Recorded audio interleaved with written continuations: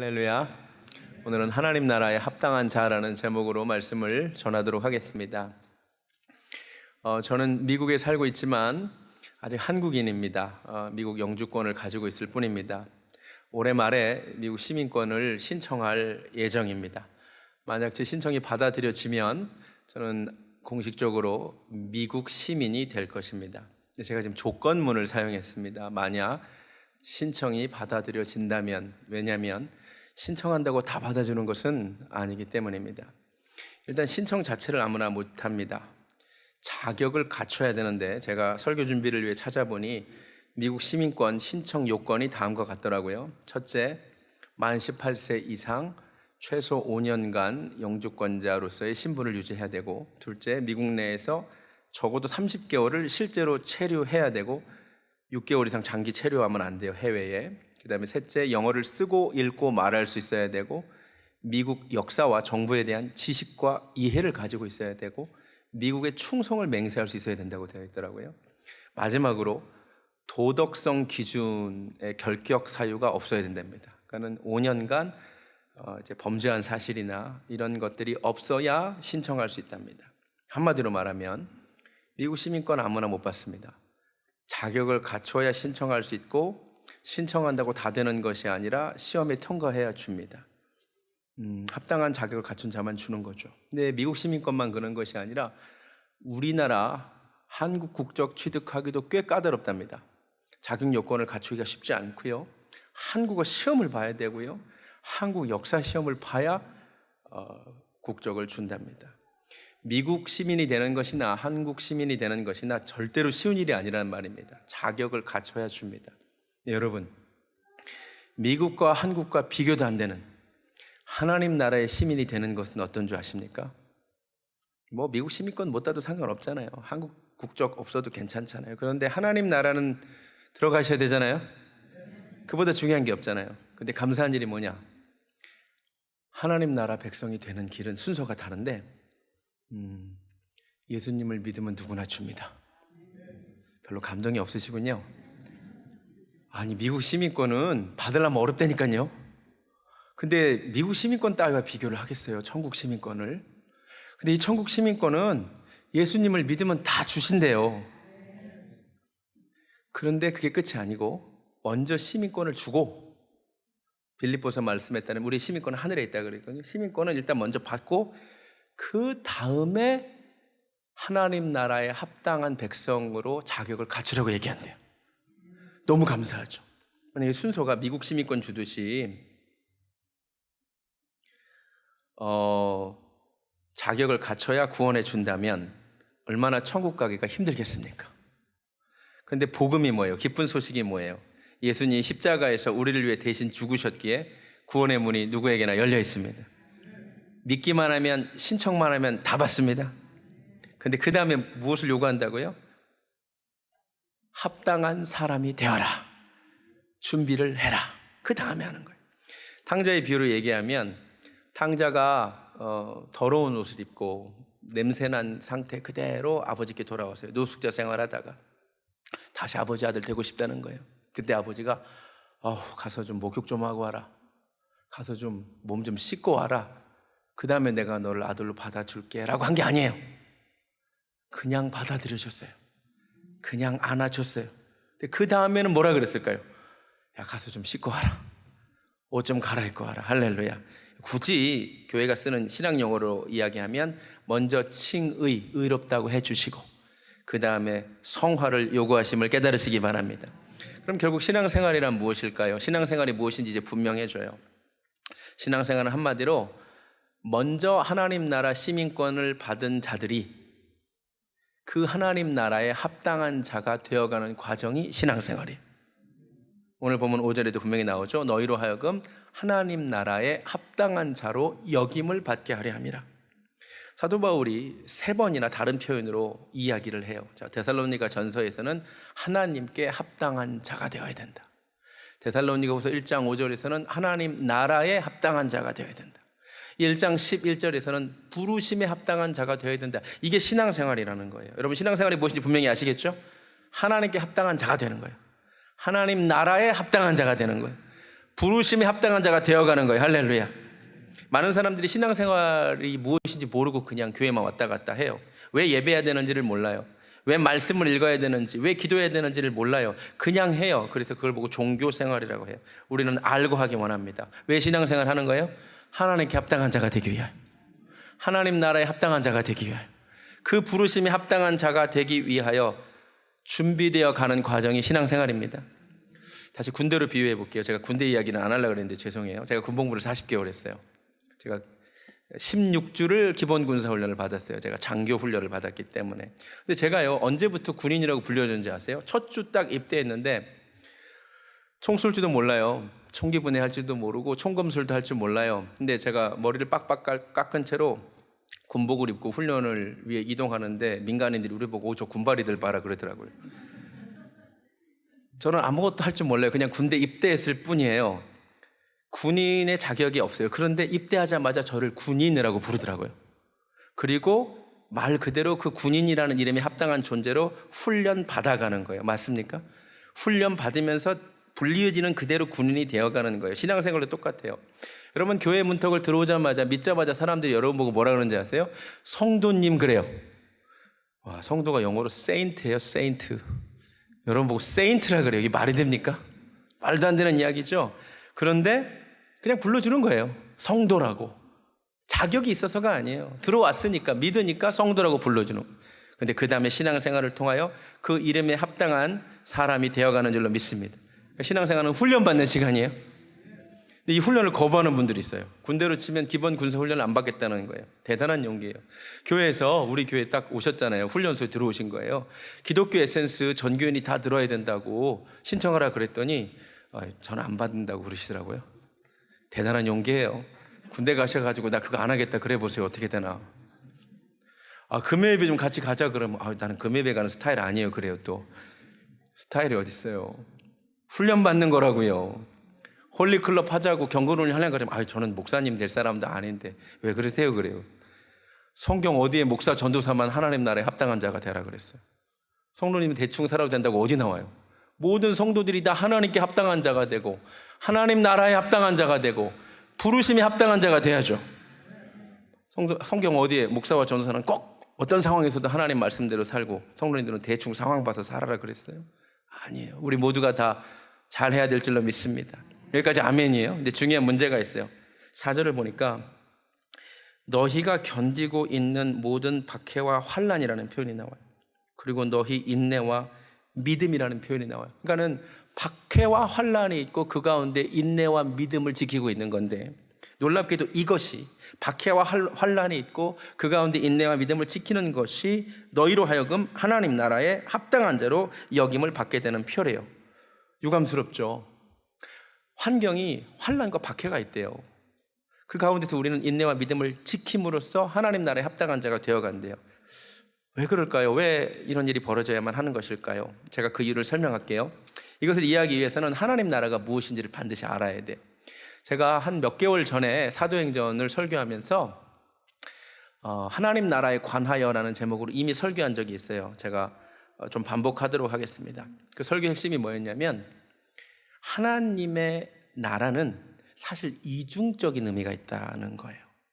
성경이 하나님 나라 혹은 하늘나라 혹은 천국이라고 얘기하고 있지만 사실 두 가지로 구분하여 쓰고 있다는 거 아세요? 자, 첫 번째 하나님 나라는 어떤 나라냐면 우리가 장차 들어갈 하나님 나라가 분명히 있어요. 믿으세요? 예, 말씀 보여주세요. 예수께서 대답하시되 진실로 진실로 내게 이르노니 사람이 물과 성령으로 나지 아니하면 보세요. 하나님 나라에 들어갈 수 없다 그랬어요. 이 말은 우리가 들어갈 장소적인 하나님 나라가 분명히 있다는 거예요. 아멘. 믿습니다. 두 번째 말씀. 내가 너에게 이르노니 너희 의과 서기관과 바리새인보다 더 낫지 못하면 결단코 천국에 들어가지 못하려. 분명히 들어가는 하나님 나라가 있다는 거예요. 그 다음 말씀도 나더러 주여 주여 하는 자마다 다 천국에 들어가지 못하고 하늘에 계신 아버지의 뜻대로 행하는 자라야 들어갑니다. 예수님이 분명히 들어가는 나라가 있다 그랬어요. 우린 믿어야 돼요. 누가복음 말씀에도 마지막입니다. 누구든지 하나님의 나라를 어린아이와 같이 받들지 않으면 그 나라에 들어갈 수 없대요. 이 모든 것은 다 시제가 미래적이고요. 우리가 들어갈 장소적 개념의 하나님 나라, 천국이 있다는 거예요. 우리가 죽고 나면 그 하나님 나라 들어가게 될 줄로 믿습니다. 먼저 시민권 받았고 그 나라에 들어갈 자격을 갖출 하나님 나라 백성이 돼야 돼요. 자, 그런데 성경이 들어가는 하나님 나라만 이야기하고 있지 않아요. 이 다음이 중요해요. 성경을 유의 깊게 읽어보면 사실 성경은 이 세상에 임하는 하나님 나라도 이야기하고 있어요. 이게 너무너무 중요해요. 우리가 죽고 난 다음에 들어가는 하나님 나라만 이야기하고 있지 않고 죽기 전에 이 세상에 살아가는데 우리에게 임하는 하나님 나라가 있대요. 자, 다음 말씀을 보세요. 예수님이 이렇게 말씀하셨어요. 예수께서 비로소 전파에 이르시되 회개하라. 잘 보세요. 천국이, 하나님 나라가 어떻게 했대요? 가까이 온대요. 그러니까 오는 나라예요. 오는 나라. 그 나라, 우리가 가는 나라만이 아니라 오는 나라예요. 자, 그 다음 말씀. 거기 있는 병자들을 고치고 또 말하기를 하나님의 나라가 너에게 가까이 온대요. 할렐루야. 11장 20절에도 내가 만일 하나님의 손을 힘입어 귀신을 쫓아내는 것이면 하나님의 나라가 너에게 임했대요. 그러니까 그 나라는 분명히 오는 나라고 우리에게 임하는 나라랍니다. 찬송가 내 영혼이 은총 입어 가사 2절이 뭐냐면 주의 얼굴 뵙기 전에 멀리 뵈던 하늘나라가 먼저 내 마음속에 이루어지니 날로 날로 가깝도다. 할렐루야. 자, 예수님이 뭐라 그랬어요? 가는 나라가 있다. 그러나 그 나라가 먼저 온대요. 심지어 그걸 놓고 기도하셨어요. 주기도문에서 뭐라고 기도하셨죠? 나라가 임하옵시며. 예수님이 놀랍게도 우리가 그 나라 가기 위하여 기도한 것보다 그 나라가 우리 삶에 임하기를 위하여 기도하셨어요. 그러니까 우리가 죽은 다음에 천국에 들어가서 하나님 나라 백성으로 살겠지만 그 전에 이 세상 사는 동안에 먼저 하나님 나라가 우리에 임해서 우리는 이 땅에서 먼저 하나님 나라 백성으로 살아가야 된다는 사실을 아세요? 자, 진단해 봐야 돼요. 하나님 나라 여러분 가시기 전에 여러분 삶에 하나님 나라 임했어요?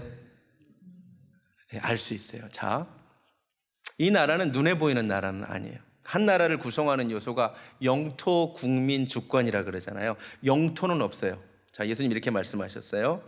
바리새인들이 하나님의 나라가 어느 때에 임하니까 묻거늘 예수께서 대답하여 가라사대 하나님의 나라는 눈에 볼 수 있게 임하는 나라는 아니래요. 그래서 여기에 있다. 지도상으로 동쪽에 있다. 서쪽에 있다. 그런 영토를 가진 나라는 아니래요. 아시겠어요? 근데 분명히 임하는 나라예요. 어디에? 하나님의 나라는 우리 안에, 우리 가운데 임하는 나라랍니다. 할렐루야. 그러니까 눈에 보이지는 않아요. 영토는 없어요. 근데 두 가지는 있어요. 국민은 있어요. 그 나라의 국민은 있어요. 그리고 그 나라에게 통치권을, 그 백성에게 통치권을 행사해야 돼요. 이해가 되세요? 자, 그러니까 우리가 그 나라 가기 전에 하나님의 나라가 이 땅에 내 삶에 임하면 어떤 일이 벌어지냐면, 제 얘기를 할게요. 제가 목사들로 태어났지만 처음부터 예수 믿은 게 아니에요. 어느 날 내가 예수님을 나의 구주로 믿었어요. 나의 주인으로 믿었어요. 나의 왕으로 믿었어요. 이 용어 자체가 통치와 관련되는 거죠. 그때 하나님의 나라가 제 삶에 임하는 거예요. 나는 아직 하나님 나라를 가진 않았어요. 근데 그 나라가 먼저 임해서 나는 그 나라의 백성으로 살고 있는 거예요. 이해가 되세요? 여러분 인생에 하나님 나라가 임하셨습니까? 예수님이 여러분의 주인이세요? 예수님 여러분 왕이세요? 예, 교회는 뭐예요? 우리가 그분의 백성이라는 것을 인정하는 사람들이 모이는 곳이에요. 아멘. 예배를 통하여, 신앙생활을 통하여 하나님의 백성이 되는 법을 배우는 거예요. 사실 이 시간은요, 우리의 왕이신 예수님께 충성을 맹세하는 시간이에요.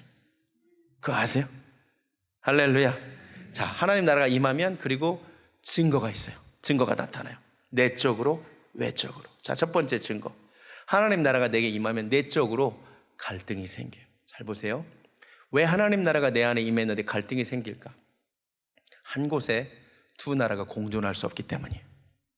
한 지역에 두 나라가 절대로 공존할 수 없습니다. 반드시 전쟁하게 되어 있습니다. 마찬가지예요. 나라는 인생에 그동안은 왕이 하나였어요. 내가 왕이었어요. 내 마음대로 살았어요. 내 뜻대로 살았어요. 맞습니까? 정확하게 말하면 내 죄성이 원하는 대로 살아요. 그런데 하나님 나라가 내 삶에 임하는 순간 갈등이 생겨요. 이 한 사람을 놓고 두 나라가 싸워요.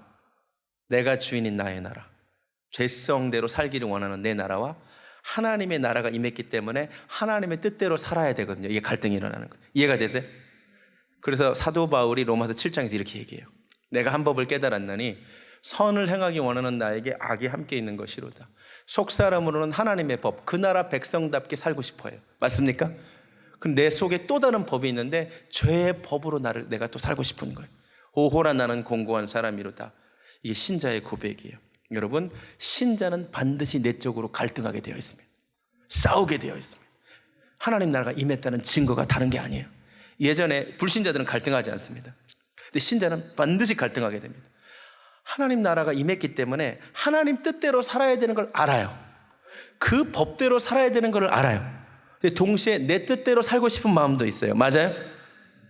갈등이 생겨요, 안 생겨요? 생긴 사람은 하나님의 나라가 임한 사람이에요. 임했으니까 싸우는 거예요. 내 속에서 전쟁이 일어납니다.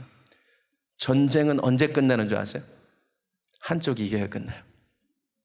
누가 이겨야 되죠? 하나님 나라가 이겨야 돼요. 나의 나라가 무너져야 돼요. 그의 나라가 승리해야 돼. 내 나라가 전복돼야 돼. 그 사도 바울이 나는 날마다 죽노라 그랬어. 나는 날마다 지노라 이 말이에요.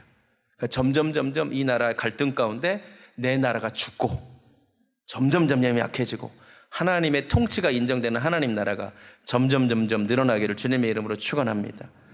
이게 신앙생활이에요. 그리고 이게 하나님 나라에 합당한 백성이 되어가는 거 아니겠어요? 그러니까 결국 뭐냐면 충성이에요. 충성. 여러분, 하나님 말씀에 순종하고 충성하며 사는 것이 하나님 나라 백성이 되어가는 길입니다. 그러니까 이 하나님 말씀을 듣는 시간, 제가 아까도 얘기했지만 이 시간이 충성 맹세 시간이라고요. 내 궁금증을 해소하는 시간이 아니에요. 사실 이 시간은 그 하나님께서 메신저를 세워가지고 하나님 나라의 통치 방식은 이렇다라고 선포하는 시간이에요. 여러분은 이 시간에 어떻게 해야 돼요? 팔짱 끼고 앉아있으면 안 돼요. 자세를 고쳐 앉아야 돼요. 정말이에요. 그리고 우리는 하나님 나라 백성답게 이제 그렇게 살겠습니다. 그 신호로 아멘 하는 거예요. 제가 지난번 설교할 때도 언급했는데 다시 알려드립니다. 독일의 아돌프 히틀러가 정권을 잡았어요. 독일에 히틀러의 통치가 임한 거예요. 그는 연설을 통해 자기가 꿈꾸는 나라에 대해서 알려주곤 했어요. 근데 1936년 2월 13일 독일 블룸푸르스 조선소에서 열린 해군 훈련함 진수식에서 또 자기가 꿈꾸는 나라에 대하여 일장 연설을 했어요. 그때 사람들이 아멘 그랬어요. 독일어로 하일 히틀러 그랬어요. 동의한다고. 다 동의했어요. 하일 히틀러. 근데 한 사람이 팔짱 끼고 앉아 있었어요. 그 사람이 언론에 잡혔어요. 보여주세요. 다 하일 히틀러고 있는데 저 사람이 팔짱 끼고 있었어요. 확대해 주세요. 저 양반이 나 홀로 팔짱 끼고 앉아 있었어요. 왜냐하면 히틀러의 통치가 다 임했는데 각 사람에게 히틀러의 통치가 임한 거예요. 근데 나는 거부한다는 거예요. 그리고 예배 시간에 팔짱 끼지 말라는 거예요. 이 사람 참 멋있죠? 히틀러라는 악한 통치를 인정할 수 없다는 거예요. 팔짱 끼고 저항하는 거예요. 이 사람이 어떻게 됐냐? 수용소에 곧바로 수감됐어요. 우리 하나님 얼마나 좋으신 분인 줄 아세요? 예배 시간에 팔짱 끼고 있어도 데리고 가지 않으세요. 그런데 아멘 하세요. 순종하세요. 이 시간이 충성 맹세하는 시간이라니까요. 하나님 나라는 그렇게 작동하는군요. 아멘. 순종하겠습니다. 이 나라가 임했고 나는 그 나라 백성으로 살겠습니다. 할렐루야. 이것이 하나님 나라에 합당한 백성이 되어가는 거예요. 두 번째, 하나님 나라가 임한 외적 증거가 있어요. 박해와 환난이에요. 자, 하나님 나라가 내 속에 임하면 내 속에 갈등이 생기죠. 이걸로 끝나면 얼마나 좋겠어요. 근데 그게 끝이 아니에요. 반드시 미움과 박해와 환난을 받게 되어 있습니다. 왜요? 소속이 달라졌잖아. 이 세상에 살고 있었죠. 이 세상의 논리와 이 세상의 왕, 배후에 있는 사탄의 통치를 받고 살았죠. 근데 하나님 나라가 임하면 우리는 소속이 달라져요. 하나님 나라의 백성이 되었잖아요. 할렐루야. 미움받게 되어 있습니다. 오늘 표현으로 박해와 환난이 시작됩니다. 데살로니가 전후서를 쓸 때는 로마 제국 통치기였습니다. 다 로마 황제의 통치를 받고 사는데 다 황제 앞에 절하는데 기독교인들만 절하지 않아요. 미움과 박해를 받을 수밖에 없죠. 예수님도 말씀하셨어요. 요한복음 15장입니다. 너희가 세상에 속하였다면 세상이 자기의 것을 사랑할 것이나 너희는 소속이 달라졌어. 세상에 속한 자가 아니요 도리어 내가 너희를 세상에서 택하였기 때문에 세상이 너희를 미워하느니라. 할렐루야. 여러분, 내가 하나님 나라가 임했고 내가 하나님 나라 백성이라는 두 번째 외적 증거가 뭐냐면, 내가 이 세상에서 세상 사람들에게 미움을 받은 적이 있느냐 없느냐 한번 잘 생각해 보세요. 있어야 돼요. 반드시 미움받게 되어 있습니다. 소속이 달라졌는데요. 요한일서 3장 13절도 말합니다. 형제들아, 세상이 너희를 미워하여도 이상히 여기지 말라. 물론 이것은 우리가 잘못했는데 미움받는 이야기를 하자는 것은 아닙니다. 또 잘못 살아놓고 자기가 진짜 개판으로 살아놓고 맞아 우리는 미움받을 수 없어. 제 친구가 직장 높은 지위에 있는데 어느 날 그런 이야기를 하더라고요. 교회 잘 다니는 친구가 하나 있는데 신앙이 아주 좋아서 회식 때 술을 안 마신대요. 그래서 자기가 술을 안 마셔서 직장에서 미움받는다고 그런대요. 근데 자기가 보기에 일을 못해서 미움받는 거래요. 그러니까 하나님의 백성답게 살아서, 여러분, 하나님 백성답게 살아서 받는 미움은 잘못해서 받는 미움의 정도와 완전 달라요. 교회가 교회답지 못해서 세상에서 미움받잖아요. 그거랑 비교도 안 되게요. 진짜 교회답잖아요. 더 큰 미움받게 되어 있어요. 정말이에요. 여러분, 초대교회는 가장 순수했던 교회고 가장 원형에 가까웠던 교회예요. 근데 초대교회에 칭찬받을 것이 많았던 그 초대교회가 가장 많이 박해받았어요. 데살로니가후서 1장 4절에도 너희가 견디고 있는 모든 박해와 환난을 이야기해요. 가장 순수해서 가장 박해받는 거예요. 교회가 교회 나오면 더 핍박받게 되어 있어요. 디모데후서 3장 12절에 무릇 그리스도 예수 안에서 경건하게 살고자 하는 자는 핍박받게 되어 있습니다. 여러분, 정말 구별되게 살려고 해보세요. 경건하게 살려고 해보세요. 진짜 교회 되려고 해보세요. 친구들이 박해합니다. 너 왜 그러냐고. 가족들이 말합니다. 이해를 못합니다. 왜 꼭 그렇게 믿어야 되냐고. 여러분 기억하십시오. 그런데 그 고난이 있다는 것이 하나님 나라가 내게 임했다는 증거고 내가 하나님 나라에 합당한 백성이 되어가는 증거임을 깨달으시기 바랍니다.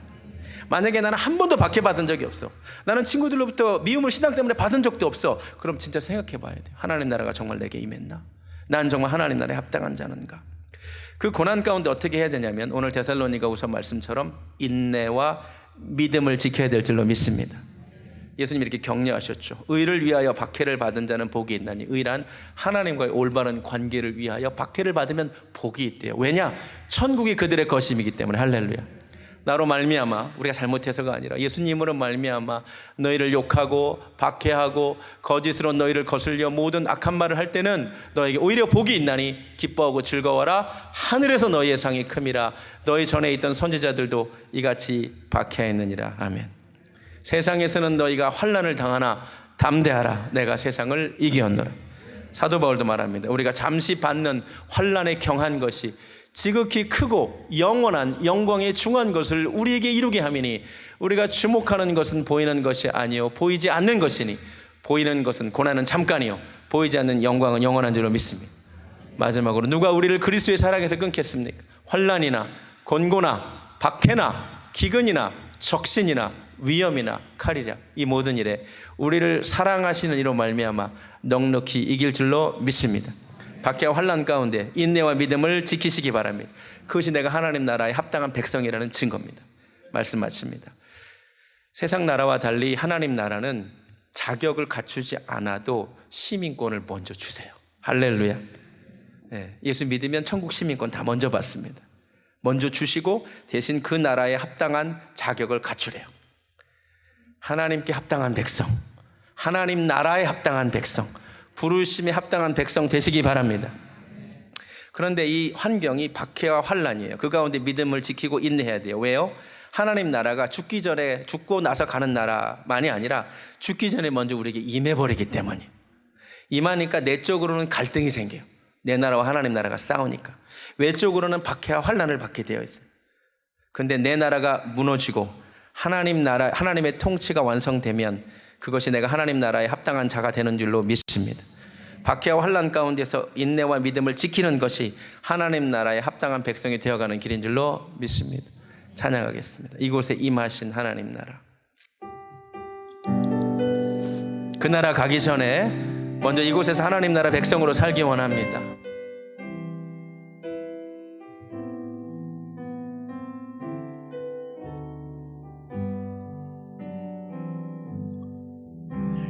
이곳에 임하신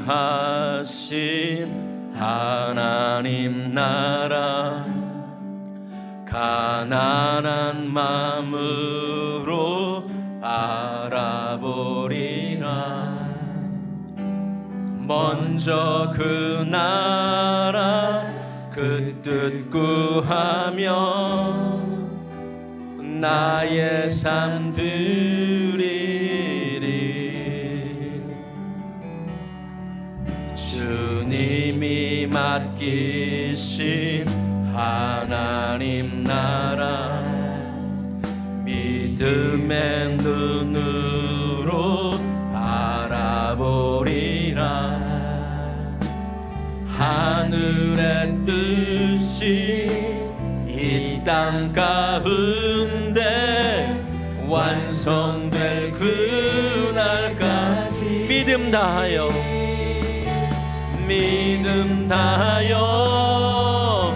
그 위에 서리라. 하나님의 나라는 무너지지 않으리. 믿음 다하여 그 나라 세워가리라. 주님 곧 오실 때 믿음 다하여 그 위에 서리라. 믿음 다하여 그 위에 서리라. 하나님의 나라는 무너지지 않으리. 믿음 다하여 그 나라 세워가리라. 주님 곧 오실 때까지. 자격이 갖추어지지 않아도 예수의 십자가를 믿기만 하면 우리를 구원하시고 천국 백성을 허락하여 주시니 되게 하시니 너무나 감사합니다. 그런데 이것이 끝이 아니요, 하나님 먼저 시민권을 주시고 그 다음에 하나님께 합당한 자가 좀 되라고, 하나님 나라에 합당한 자가 되라고, 제발 그 부르심에 합당한 자가 되라고 말씀하심을 깨달았습니다. 그 나라 가기 전에 먼저 그 나라가 내게 임하고 하나님 나라 백성답게 살아가게 하여 주시옵소서. 갈등이 일어납니다. 한 곳에 두 나라가 통치를 같이 할 수 없기 때문입니다. 어떻게 해야 됩니까? 내 고집, 내 자아, 내 통치가 무너지게 하여 주시옵소서. 이 땅에서 그래서 하나님 나라 백성답게 살아가게 하여 주시옵소서. 진짜 하나님의 백성이 되었다면 이제는 세상에 속하지 않았기에 세상으로부터 미움을 받게 되어 있습니다. 그 가운데서 믿음으로 인내로 지켜감으로 하나님 나라에 합당한 백성들 되게 하여 주시옵소서. 그걸 소원하면서 우리 주의 이름 한번 부르고 한음성으로 기도하겠습니다. 주여 하나님 감사합니다. 하나님 그 나라 갈 줄로 믿습니다. 그러나 그 나라 가기 전에 먼저 이 세상을 살아가면서 하나님 나라 백성으로 살아가게 하여 주시옵소서. 하나님 내 나라가 무너지게 하소서. 내 고집이 무너지게 하소서. 아집이 무너지게 하소서. 하나님 나라를 불쌍히 여겨주시고 하나님이 통치하는 나라 하나님 백성답게 먼저 살아가게 하여 주시옵소서. 할렐루야 감사합니다. 하나님의 나라 백성은 이 세상에 속하지 않았기에 반드시 미움을 받게 됩니다. 하나님 그 상황에서 믿음으로 인내하게 하여 주시옵소서. 그것이 하나님 나라 백성이 되어가는 증거인 줄로 믿습니다. 할렐루야. 내가 하나님 나라 백성임이 내적 증거와 외적 증거가 있기를 원합니다. 할렐루야 감사합니다. 하나님 나라 백성으로서 말씀이 선포될 때에 아멘으로 받게 하여 주시옵소서. 충성하게 하여 주시옵소서.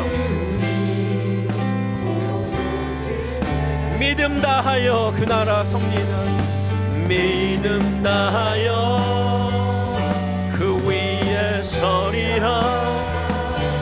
하나님의 나라는 무너지지 않으리. 믿음 다하여 그 나라 세워가리라. 주님 오실 때까지. 우리가 그 나라 가게 될 줄로 믿습니다. 그러나 그 나라 가기 전에 먼저 그 나라가 우리 삶에 임한 줄로 믿습니다. 이제 갈등이 생겨납니다. 내 나라가 무너져야 되기 때문입니다. 하나님 나라 백성답게 살게 하여 주시옵소서. 이제 소속이 달라져서 세상에 미움과 환난과 박해가 있을 수밖에 없습니다. 그 가운데 인내하고 믿음 지키게 하여 주시옵소서. 이를 통하여 우리가 하나님 나라에 합당한 백성이 되어감을 깨닫게 하여 주시옵소서. 이제는 우리 주 예수 그리스도의 은혜와 하나님 아버지의 극진하신 사랑과 성령님의 역사하심이 그 나라에 합당한 백성이 되기를 소원하는 사랑하는 베들교회 성도님들 머리 위에 지금부터 영원까지 함께 하시기를 간절히 축원하옵나이다. 아멘.